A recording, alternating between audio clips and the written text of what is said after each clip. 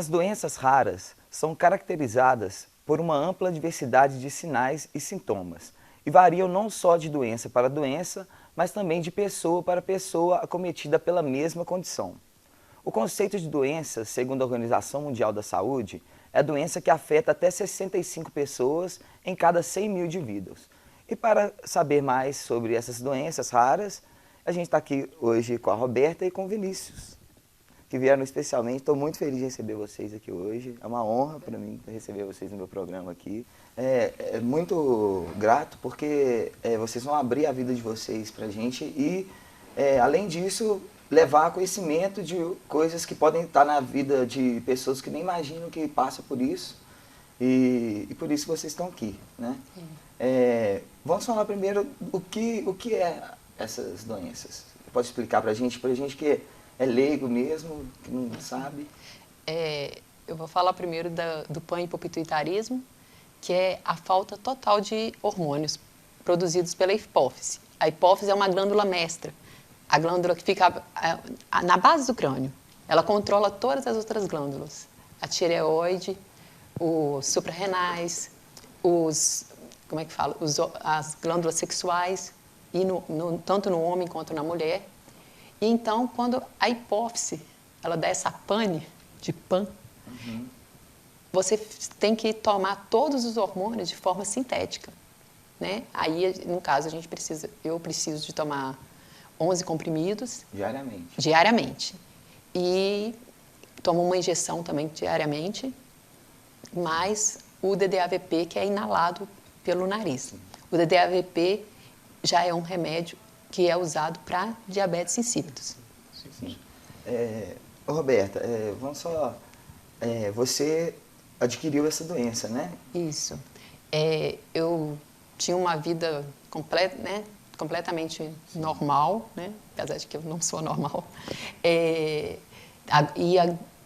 Aos 31 anos, uma dor de cabeça, né, me atacou de forte, que parecia uma enxaqueca. Eu vim ao médico, aqui em Viçosa, e o médico pediu para eu fazer uma tomografia. Assim que eu fiz essa tomografia, já foi diagnosticado que eu estava com um macroadenoma. Sim.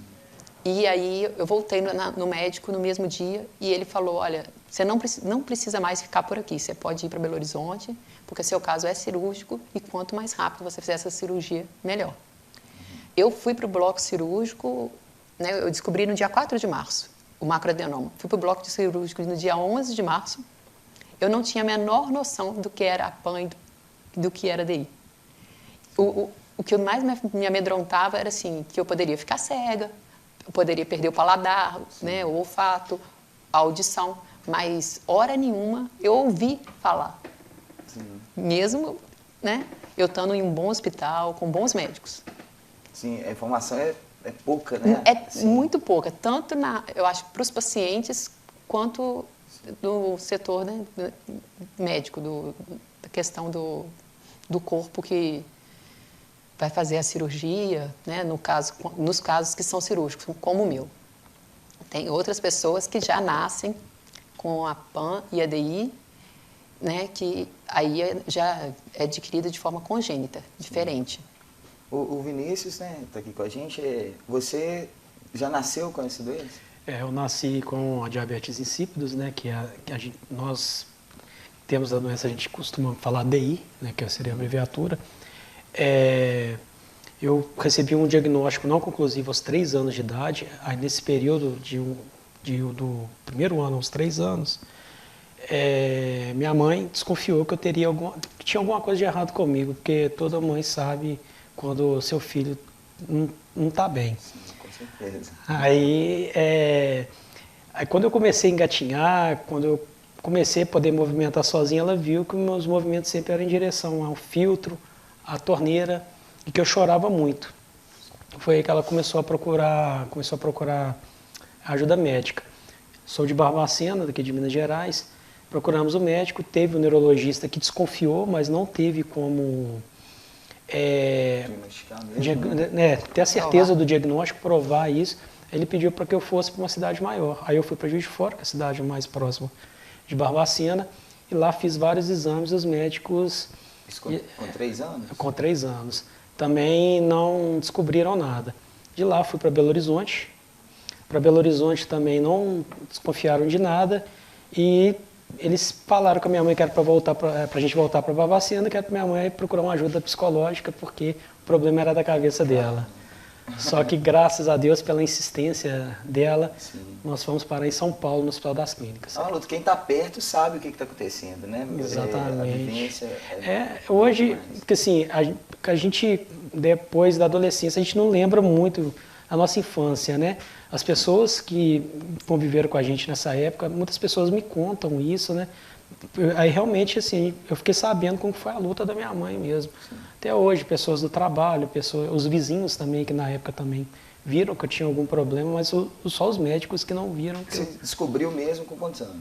Então, em São Paulo, no Hospital das Clínicas, eu tive um diagnóstico não conclusivo, que eles fizeram vários testes com vários medicamentos, até na hora que eles fizeram o teste com a DDAVP, que é o hormônio antidiurético sintético, tá? Que ele é produzido pela neurohipófise, porque a hipófise ela é formada por duas partes, a adenohipófise e a neurohipófise. Eu nasci sem essa parte, porque da neurohipófise. É lá onde estão as células onde produz o hormônio antidiurético. Tá? No caso da Roberta, seria como ela retirou a hipófise, ali nenhum hormônio é produzido, ela tem que fazer a reposição praticamente de todos os hormônios. Meus hormônios da adenohipófise são normais, eu não tenho um problema com eles. E como vocês conseguem esses medicamentos? Vocês tiram dinheiro do próprio bolso? Eu acho que a medicação é um dos grandes problemas, até para as pessoas poderem se tratar, porque é de alto custo, né? Tanto o DDAVP que ele está falando, que é esse que a gente inala, ele fica muito caro, quanto a injeção, que é o genotropim. Os outros 11, no meu caso, somado, dão em torno de R$700. Junto com a injeção e o DDAVP, R$2.000 e poucos por mês. Por mês. É uma obrigação do Estado. A gente sabe que é uma obrigação do Estado, por lei. Né? É garantido por lei. Mas eu cheguei a entrar na justiça para conseguir essa injeção, porque está fora do... A gente já muda a vida, né? Deixa eu só quebrar um pouquinho. Sim, pode. Porque, igual, por exemplo, eu trabalhava com dança em Coimbra, né? Muita gente chegou a conhecer meu trabalho. Aqui em Viçosa também fiz bastante apresentações, fora, né, Belo Horizonte. E então eu tinha uma renda que vinha da dança, né? Eu tinha uma renda que vinha da escola onde eu trabalhava também, que eu sou profissional de educação física. Mas depois, quando vem a doença, que você mais está precisando do dinheiro, você não tem mais condição de trabalhar. Aí você não tem renda. E isso é uma grande dificuldade que não só eu passo. Eu acho que todas as pessoas, né, que têm doenças raras e sofrem limitações, né, de poder fazer suas atividades, passam.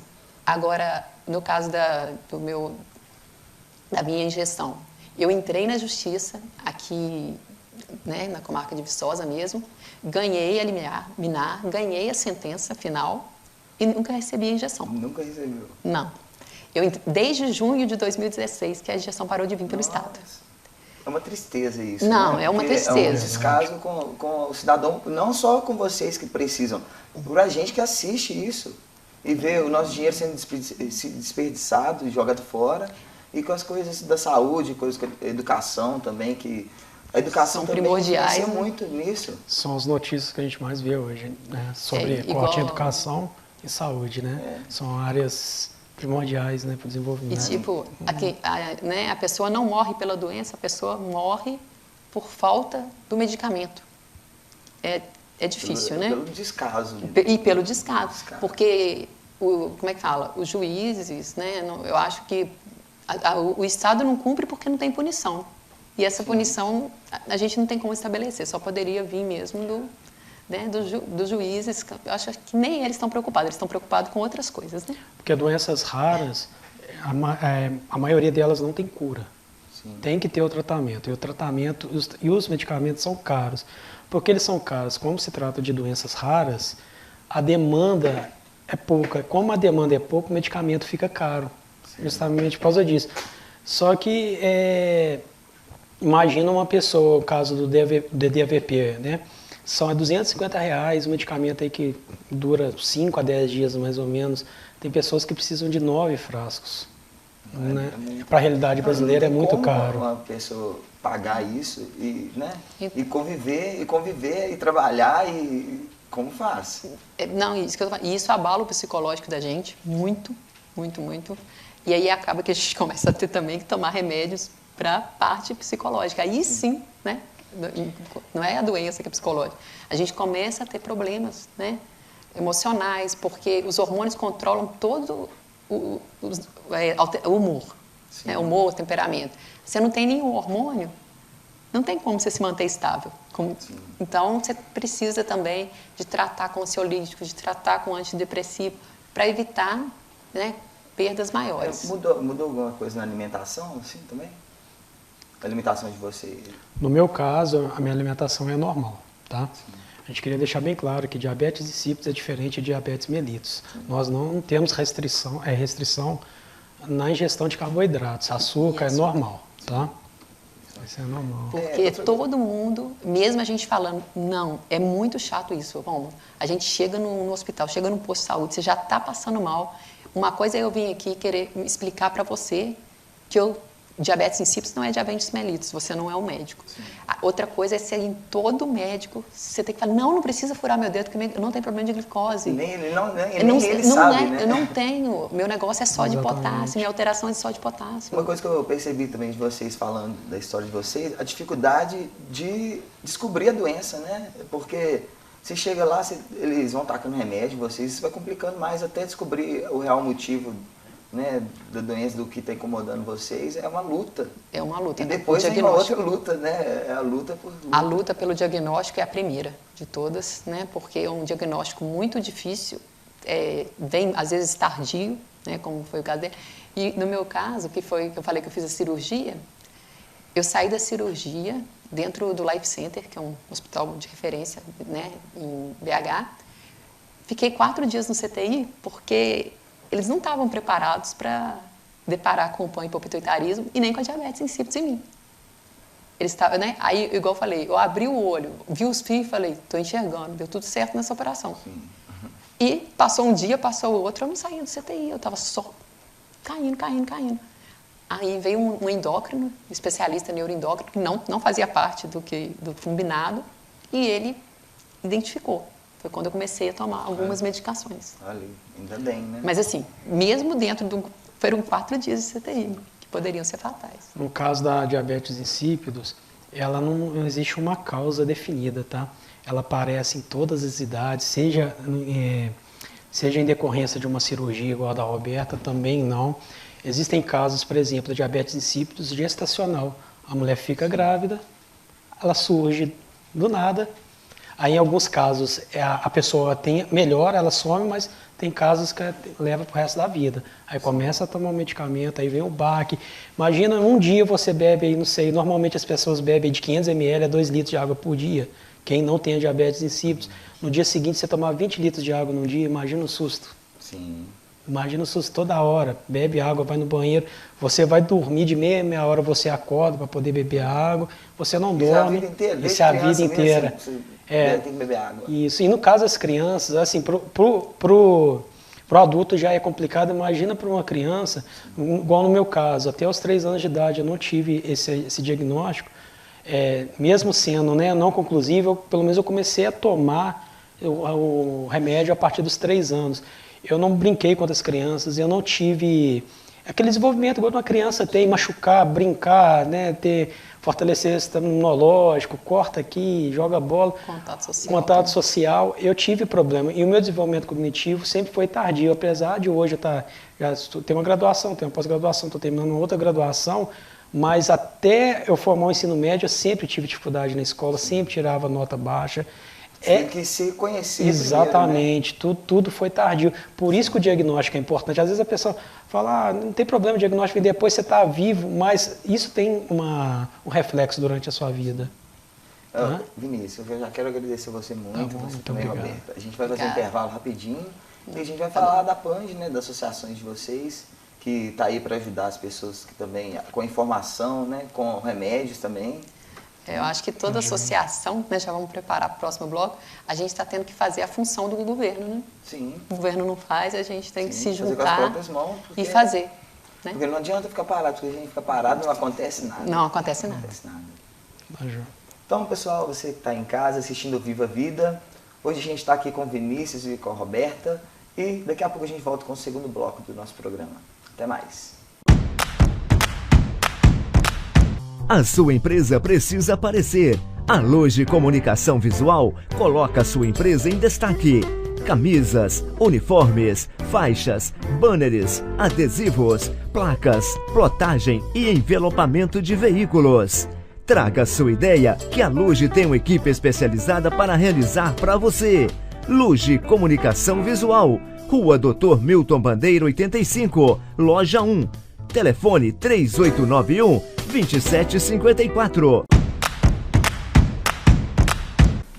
Voltamos com o Viva a Vida Talk Show. Estamos aqui com a Roberta e com a Amélia. Eles são da Associação Apand. E a gente vai saber como que surgiu essa ideia da associação, claro, da necessidade, né? Mas conta aí como surgiu o primeiro bate-papo de vocês e essa união de forças. O primeiro passo não tinha o objetivo da associação ainda. Eu comecei a postar vídeos no YouTube. No meu canal no YouTube, fiz um canal e comecei a desabafar. Contando minha vida, meu dia a dia, as limitações, né? Me expus mesmo, sem medo. E comecei a pedir ajuda tentando alguém que tivesse mais visibilidade que eu. Sim. Entendeu? Aí eu comecei a mandar para todas as celebridades do Brasil e todos os jogadores do Atlético Mineiro, que é o time que eu torço. Aí, porque eu falei assim, já que eu torço para eles, podia torcer para mim também, né? Sim, claro. É lógico. Aí eu tive uma surpresa, que o primeiro que me respondeu foi o Marcos Rocha, que é o padrinho da associação hoje, ajuda, né, a gente. E o segundo, né, que me respondeu, que eu nunca imaginava que ia responder, e que deu um boom na nossa campanha, foi o Ronaldinho Gaúcho. Ronaldinho Gaúcho. É bom, hein? É bom. O Ronaldinho pegou. Joga bola mais ou menos. Né? Ele pegou a camisa num jogo que teve de confraternização no final do ano. Ele fez um videozinho só falando assim, boa sorte a todos. Já é reconhecimento, né? E na camisa estava escrito pão e hipopituitarismo, diabetes insípidos, por mais informações. Foi uma camisa que eu fiz só para minha família. Estava eu, meu pai, meu filho, a família, meu marido, com essa camisa dentro do estádio. E, tipo assim, era um grito, né? A gente querendo uma... Claro. Depois que saiu esse videozinho do Ronaldinho, bombou. Aí, a Amélia, que é designer, veio para minha vida, graças a Deus, e a gente conseguiu fazer a estrutura da associação, porque eu tive mais ajuda.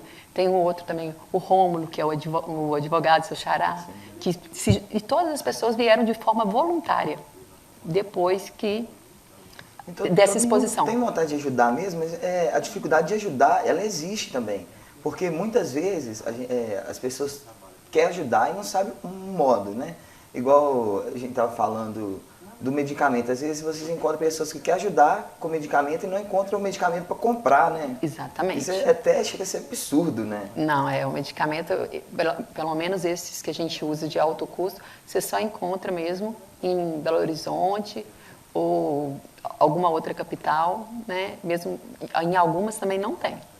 Então, assim, a gente tem essa dificuldade também de ter o acesso ao medicamento. Qual é o objetivo, assim, da associação? Hoje, a gente está começando. A associação está dando os primeiros passos. E tudo isso que a gente faz, em primeira mão, é de fornecer informação.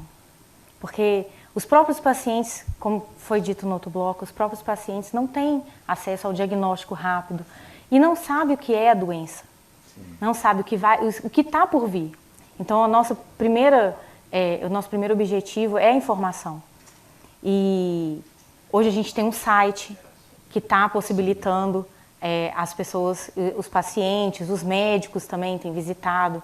Então, a gente tem o site que propiciona a parte da informação, cadastro. Então, assim, e também dá uma ajuda. A gente tem uma lojinha no site que tudo reverte para medicamento.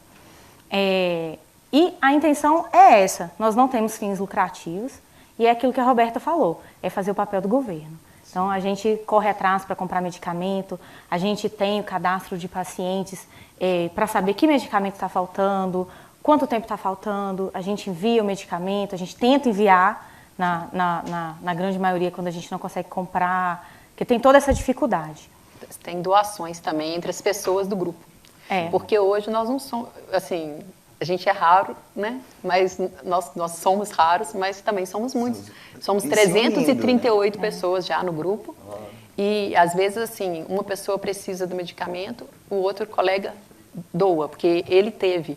Porque, igual que acontece muito aqui no Brasil, é que, por exemplo, esse mês, por exemplo, o Vinícius pega, o estado de São Paulo não está fornecendo. Aí, o estado de Minas está. Teve uma época que o estado de Minas não estava fornecendo, e lá está. Então, tem que ter essa troca, né? Não dá para ser uma associação mineira de PAN e DI. Não, foi uma associação brasileira. Então, a gente teve que dar um passo grande, porque a necessidade é grande. É quase mundial, porque esses remédios devem ser importados, né? E tem bastante gente. Ontem mesmo tinha uma mulher querendo se comunicar comigo, uma mãe, né? Deu para me entender que ela era uma mãe, mas como eu não falo outro idioma, do México, em busca de informações. Entendeu? Tem muita gente procurando vocês para tirar dúvidas, que tem a doença assim e tem dúvida de como usar o remédio, porque o diagnóstico é difícil e até o contato com o médico é difícil para você tirar suas dúvidas, né? Tem essas pessoas que procuram. Eu falei que tem hora que estou me sentindo médico, estou dando consultoria de como usar o medicamento, porque tem gente, a gente inventa uns negócios, né? Porque o medicamento tem um jatinho no nariz. Aí, para não poder dar superdosagem, como que tira? Meu marido mesmo fez lá um biquíni diferente para poder botar numa mangueirinha que mede milímetros, bem pouco, para poder não ter essa superdosagem, adaptando. Aí a outra, né, que teve uma outra experiência. É uma troca de experiências dentro desse grupo, que eu acho que tem feito bem a todos, né, do grupo, e um grupo que tem aumentado, porque as pessoas se identificam, né? É igual o Vinícius estava aqui comigo no outro bloco, ele é de Barbacena, eu sou de Coimbra. Aí eu falei assim, entre Barbacena e Coimbra, só tem nós dois? Deve ter mais gente aí que não sabe, né? Nem sabe, né? Nem sabe. E deve ser muito complicado se passar alguma coisa te incomodar e você não sabe, não tem respostas, né? E ainda mais coisas da saúde que influencia no bem-estar, no modo de conversar, na vida social. No dia a dia. Exatamente. Por exemplo, o Vinícius falou que atrapalhou ele na infância dele, isso é complicado. Isso tinha que ser já descoberto no início e devidamente cuidado, tratado. Né? Esse é um sonho, né, ainda. Sim. Infelizmente, isso ainda é um sonho, porque... É a luta de vocês, né? Não, esse é um objetivo da associação, a busca do diagnóstico mais rápido. Precoce, né? Em outros países, eles já fazem teste genético para saber, né, quando teve alguém na família. Tem algumas coisas que a gente já sabe, tipo, eu acho que se a mãe tiver ou o pai, a criança tem mais probabilidade de nascer, se ela tiver DI congênita, né? Então, algumas coisinhas já estão evoluindo. Teve um evento em Belo Horizonte que a gente foi participar também, esse neuroendocrinologista que eu falei que foi me ver na UTI, eu pedi muito para ele, né, porque depois eu tive contato com ele. Ele foi e deu uma palestra falando sobre isso, né, que não tinha até então. Foi o primeiro evento, primeiro fórum de doenças raras. Sim. Né? Então, e vocês realizam também eventos, né? Isso, a gente está fazendo, né, alguns eventos, né, participamos de alguns, né, com a renda revertida para a associação, organizamos outros, igual a gente, né, as blusinhas da Pand, da Agasalho, o que a gente pode usar da criatividade para... Sim, e eu acho que vocês devem continuar correndo atrás de pessoas que têm visibilidade, né? Porque realmente é um caso de chamar atenção e que vai deixar a população revoltada. Mas a gente tem buscado. Agora, recentemente, o Léo Santana, que é um cantor que é famoso mundialmente já, vestiu nossa camisa. Tem um ex-técnico de futebol também da seleção brasileira, né? De futebol de areia. De futebol de areia. O Índio também vestiu nossa camisa e a gente está tentando contato com outros também. E é super bacana quando a gente entra em contato, assim, você acha que você vai ser mal recebido, mas nunca é. Sim. Mas nunca é. Eles são, assim, os que doam a sua imagem, são pessoas, assim, maravilhosas. São raros também. Sim. São raros, eu acho que entendem. Isso é muito importante. As pessoas que se dispõem a ajudar são raras. Porque a maioria é assim, não é comigo. Tipo, né? Eu tenho meus problemas. Preconceito? Acontece muito preconceito. Ainda mais porque a nossa deficiência ela não é visível. Né? E aí o julgamento vem em seguida. Às vezes, como a gente é instável, né? Eu que tenho as duas, né? Eu tenho uma instabilidade muito grande. Às vezes, assim, um dia eu estou bem, no outro dia eu estou de cama mesmo, não consigo nem levantar. Tonta, alteração de sódio e tal. Então, o que acontece? Às vezes você vai numa festa, aí a pessoa te viu na festa e não te vê mais no serviço, fala assim, para ir para a festa ela tá boa, né? Então, acontece muito. Um dia eu estava... As pessoas julgam muito, né? Julgam. Isso, às vezes, assim, a gente tenta se comunicar para poder resolver alguma coisa da associação. Aí a Roberta fala, não, hoje não dá. Então, a gente espera, tem que esperar ela melhorar. E é sempre, geralmente, é assim, às vezes até ansiedade, né, Roberta? Ansiedade. Não pode ficar ansiosa. Sim. Aí porque a gente já sabe. Dos hormônios que mais faz falta é justo o hormônio do estresse, o cortisol, que quem tem PAN também não produz. Então, eu tomo para ficar no limiar, para a gente ficar aqui sem tomar susto nenhum. Agora, se for ter um estresse infeccioso ou mesmo um emocional muito grande, você tem que aumentar a dose. O seu corpo aumenta naturalmente, Rômulo, né? Tem que controlar isso. Eu tenho que ir para o hospital e tomar uma superdosagem do cortisol na veia. Para mim não cair para trás, desmaiado. É meio difícil imaginar isso, porque tipo, deve ser meio que um vazio, né? Você tem aquele sentimento, mas ele não sente, exterioriza. Né? E tem isso. Eu perguntei até para o neuro, que eu trato também, neurocirurgião, que eu comecei a perceber, como eu tenho o antes e o depois, que eu não tinha... Assim, às vezes acontece... Eu ficava assim, gente, o que está acontecendo? Porque eu estou com vontade de chorar. Aí eu pensava assim, não, foi anteontem que morreu o fulano de tal, eu gostava muito. Mas cheguei, já deu ir num velório de alguém que eu gostava, e ficar assim com a cara mais natural do mundo. Gente, eu falava assim, gente, como que pode? Eu mesmo me perguntando, eu gosto dessa pessoa, e eu não consigo. Eles já chegaram ao ponto de falar que é a doença das pessoas que não têm amor. Mas não é que a gente não tem amor. É porque às vezes tem amor demais, né? Ao próximo, a gente já demonstra. Sim. Mas o que falta, às vezes, é uma condição para a gente reagir. O cortisol é para isso, para fuga. Um cachorro apareceu para correr atrás de você conseguir correr, você ter essa reação. E a gente não tem, então... Você falou um negócio de amor aí, que a prova maior de amor, de você ter abraçado essa doença e ir atrás de pessoas que passam pela mesma coisa e dar apoio físico, emocional e informação, que é a coisa mais importante, é a informação, porque a pessoa se sente sozinha, sem acompanhamento, sem saber o que está acontecendo dentro dela mesmo. Então, eu admiro muito o trabalho de vocês. Obrigada, Rômulo. Quero muito agradecer vocês por estar aqui. Desejo a gente muito, que agradece, imagina. A gente que agradece toda quero oportunidade. Quero ver vocês ajudando muitas pessoas. Roberta é uma pessoa maravilhosa, dança lindamente. Obrigada. Sério? Infelizmente, né, uma coisa que eu senti muito, né, que foi essa... Eu tentei durante mais 3 anos dançar. Mas a dança está aí dentro. Não, ela está aqui dentro. Mas assim, o último festival que eu participei, eu montei a coreografia na cabeça e não ensaiei. Porque se eu ensaiasse, eu ia passar mal no ensaio. Então eu falei, deixa para eu passar mal depois que eu sair do palco. Eu fiz a coreografia e me despedi, né, naquele festival. Não da dança, porque eu continuo por trás, às vezes, né, ajudando as minhas ex-bailarinas, que hoje são professoras. E tenho muito orgulho de todas elas que seguiram pela dança, né? Orgulho de ter apresentado a dança para elas, de alguma forma, né? Que é uma coisa também muito importante. Que ensina disciplina, tá? Tem vários valores. E que, infelizmente, Não teve como, porque era essa falta. Eu saía de um festival e era a semana toda com cortisol na veia, no hospital. A gente está chegando no finalzinho do programa. Vocês têm algum agradecimento para fazer? Alguma coisa que não foi falada que vocês gostariam de colocar agora? Agradecimento a gente tem um monte. É muita gente que ajuda e que se a gente for falar, inclusive você, e que se a gente for falar, é muita gente, não cabe.